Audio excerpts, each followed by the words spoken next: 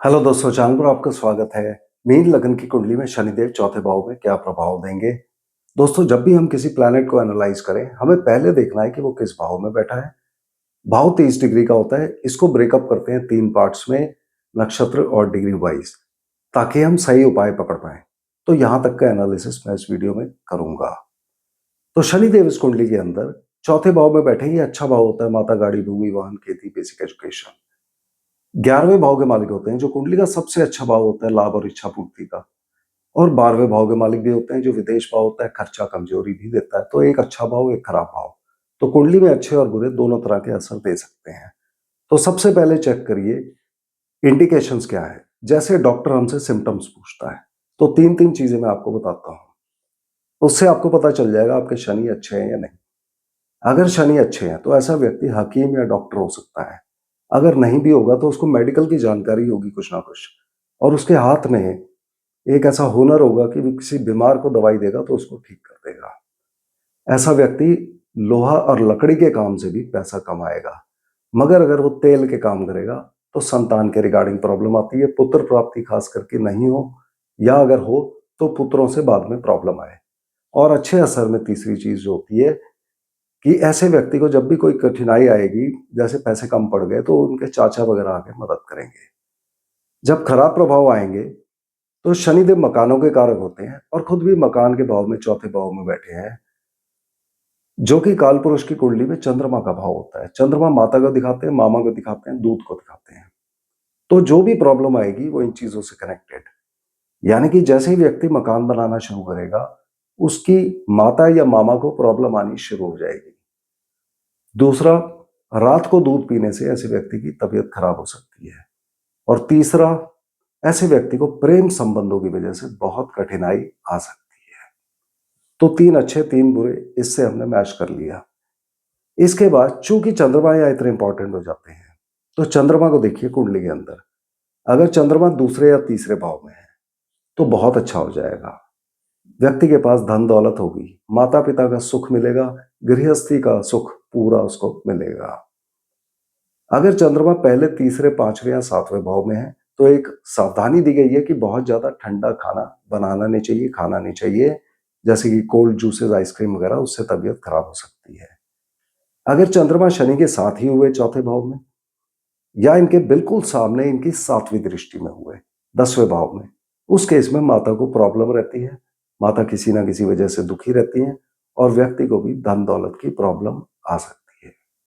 अब इसके बाद हम ज्यादा सूक्ष्मता में चलते हैं कि ये शनिदेव की डिग्री क्या है, इनकी दशा अंतरदशा में क्या होने वाला है। तो सबसे पहले शनि जो बैठे चौथे भाव में, यहाँ के अच्छे असर देने की कोशिश करेंगे। भाव अच्छा है, 11वें भाव के मालिक है और 12वें के। अगर 11वां भाव खाली है और 12वें में कोई और ग्रह बैठा हुआ है, उस केस में 11वें भाव से इनको हर तरह की लाभ और इच्छा पूर्ति देंगे। नए दोस्त बनेंगे, पॉपुलैरिटी बढ़ेगी व्यक्ति की, व्यक्ति चैरिटी के कामों में जुड़ सकता है। अगर 12वां भाव खाली है और 11वें भाव में कोई और ग्रह बैठा है, उस केस में माता के रिगार्डिंग प्रॉब्लम आ सकती है। व्यक्ति विदेश जा सकता है, व्यक्ति के खर्चे भी हो सकते हैं, कोई लोन, ईएमआई इत्यादि वापस करना हो सकता है। अगर 11वां और 12वां दोनों ही खाली हुए, तब व्यक्ति को विदेश से लाभ होगा, हॉस्पिटल से जुड़े कार्यों से लाभ होगा, चैरिटी, एनजीओ, एनपीओ से जुड़े कार्यों से लाभ होगा। उन कार्यों में व्यक्ति जुड़ सकता है। व्यक्ति गाड़ी और प्रॉपर्टी खरीदेगा इस दशा अंतरदशा के अंदर। अब इसके बाद ज्यादा सूक्ष्मता में जाते हुए शनिदेव की डिग्री देखते हैं हम। अगर शनिदेव 0 से 6 डिग्री 40 मिनट के बीच में है, तब इनके ऊपर मंगल देव का प्रभाव आएगा। और मंगल इस कुंडली के अंदर 2 अच्छे भाव के मालिक होते हैं। तो ये दशा अंतरदशा में अच्छे इफेक्ट हम देखते हैं।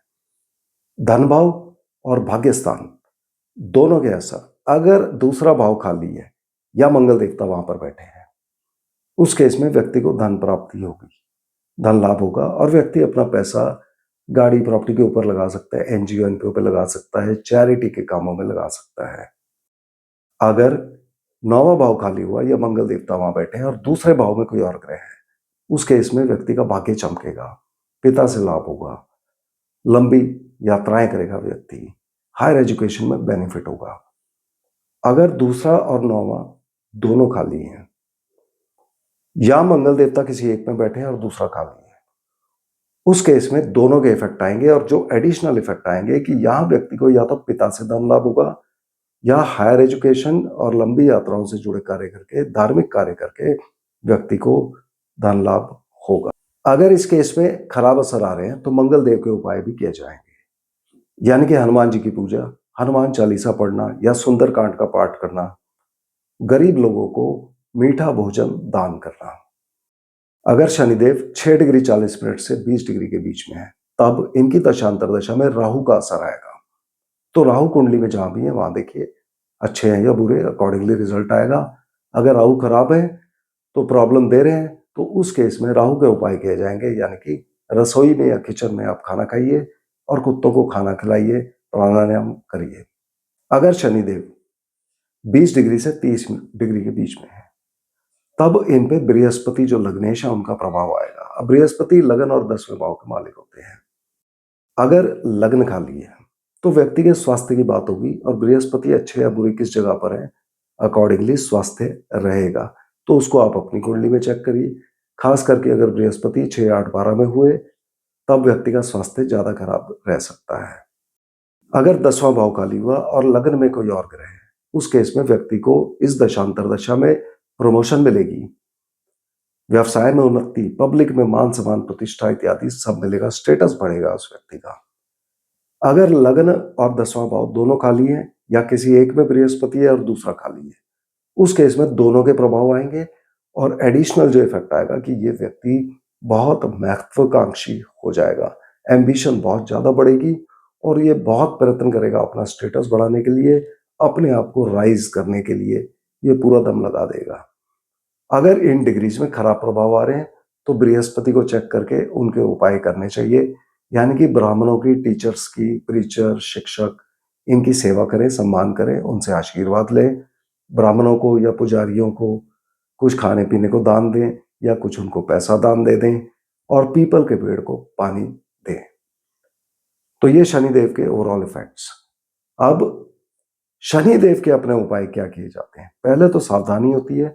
ये शनिदेव अगर चौथे भाव में हो तो रात के वक्त मकान बनाना शुरू नहीं करना है, उसके बाद प्रॉब्लम शुरू हो जाती है। उपाय में मछली, कौआ, भैंस या मजदूर की पालना, यानी कि इनको कुछ खाने पीने को आप देते रहिए। मजदूरों को आप 4-5 बादाम भी दे सकते हैं।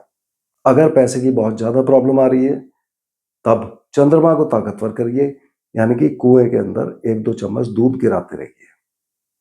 तो मुझे उम्मीद है आपने अपनी कुंडली से मैच कर लिया होगा। अगले वीडियो में हम फिर मिलते हैं, तब तक के लिए धन्यवाद।